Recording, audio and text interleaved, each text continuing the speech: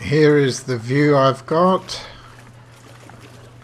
The weather is not the best, it's a little bit dull, but there's some nice light in the sky and nice light on the water, and those dull colours make a change from painting all the bright colours on buildings and boats and things.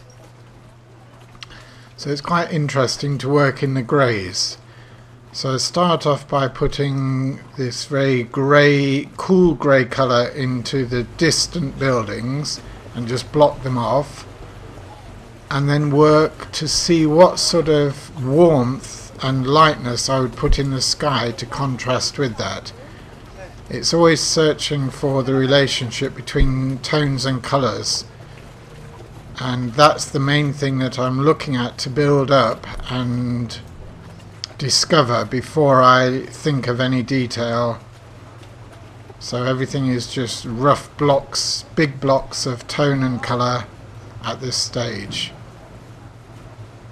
Some of that warmth from the sky going into the reflections in the water, of course, and a deeper, darker green reflection from the buildings in the water.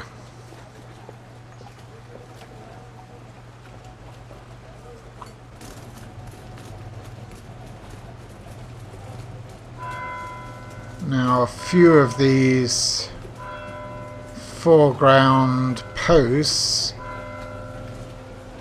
not because I'm keen to get into detail, but because the darkness and the contrast of those brush strokes against the softer background is an important relationship to understand at this stage before I get much further into the painting. I want to see how dark I'll be going with these darks in the foreground, and whether I'll paint them warm or cool. At the moment I've got them a coolish dark. A few little bits of light floating in between those posts, reflections off the water.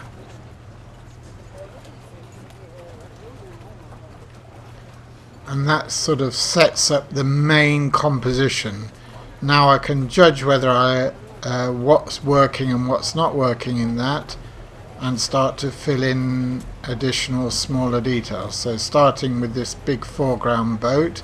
Well, it's not a big boat, but as it's in the foreground, of course, it takes up a very large space on the canvas.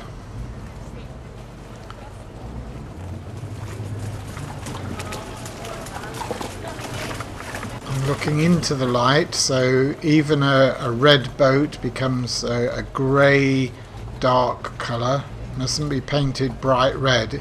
You don't paint the colour you know, you must learn to paint the colour you see in relationship to other colours and tones. So that's easiest done when you squint your eyes. So squinting my eyes, looking at that foreground boat, I just see a dark grey red.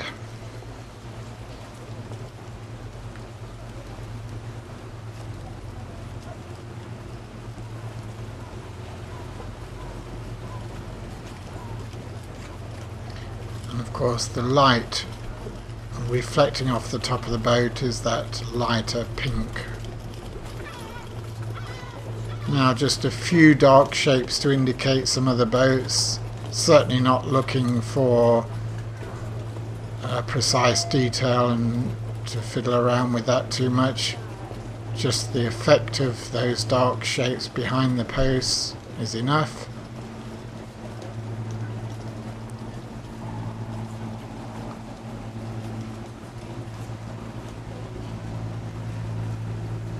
A few contrasting darker darks.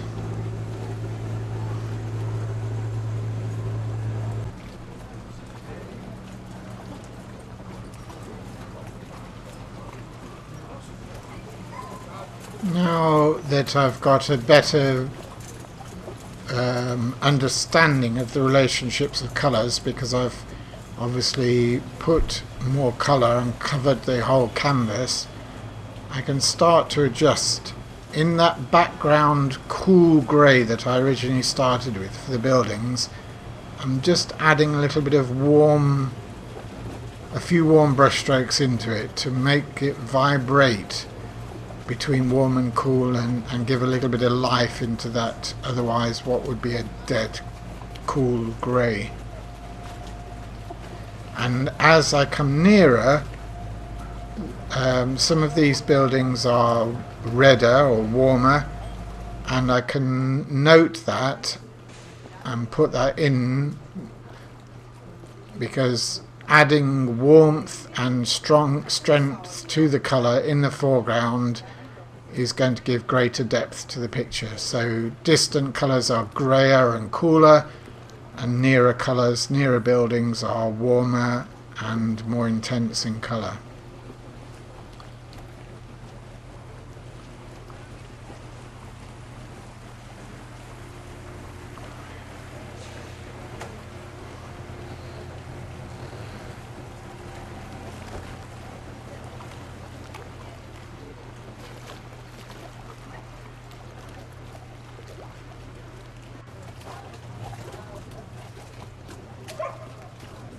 Now, of course, there has to be a few boats actually coming down this canal.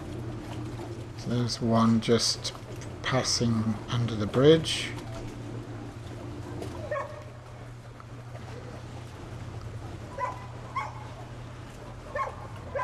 These are mainly sort of barge boats that are just transporting goods.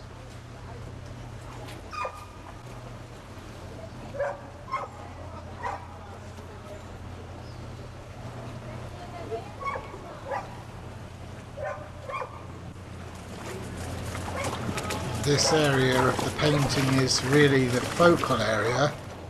That bridge above and behind that boat, I'll have to put a few brush strokes on just to give it a little bit of attention so that your eye is drawn into the focal area of the painting.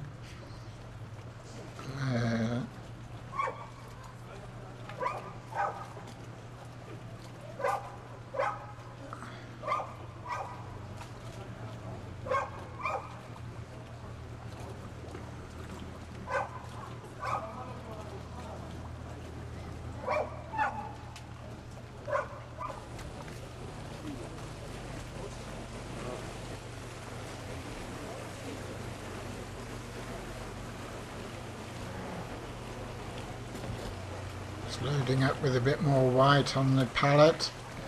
Amazing how much white paint is used compared to the other colours, at least twice as much as all the other colours put together.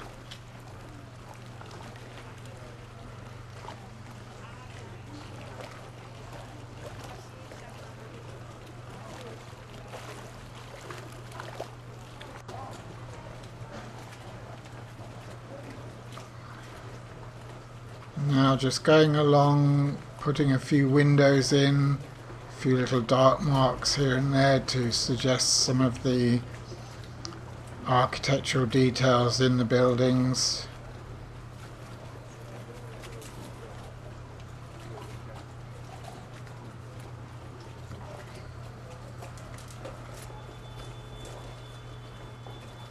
And there's not really much more to do to this.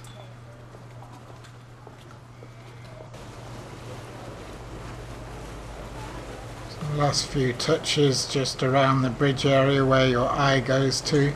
These may not affect the overall composition or the feeling of the painting too much, but sometimes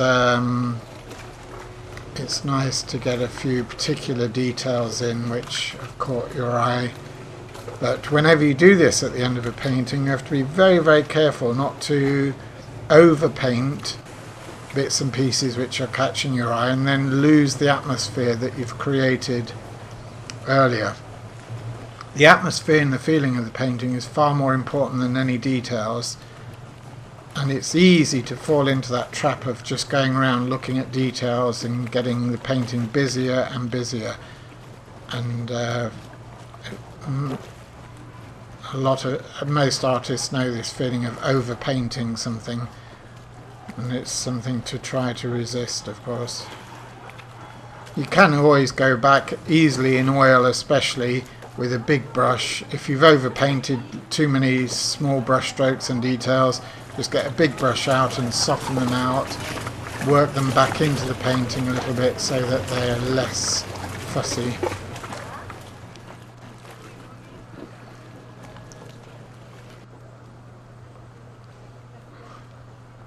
Well, that is the final painting.